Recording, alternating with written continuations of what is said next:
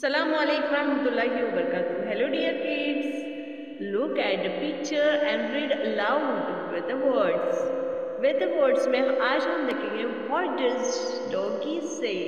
यहाँ पे डॉगी क्या कह रहा है। देखिए प्यारे बच्चों, पिक्चर देख रहा है और उसके बाद आपको बताना है कि डॉगी क्या कह रहा है। क्या कह रहा होगा doggy?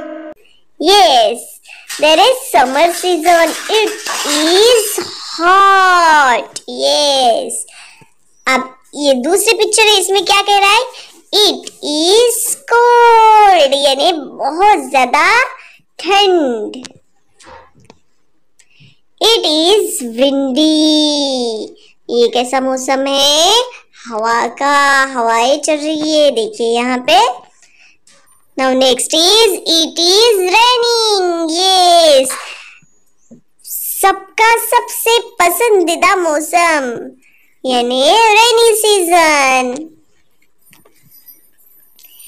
It is nice and warm.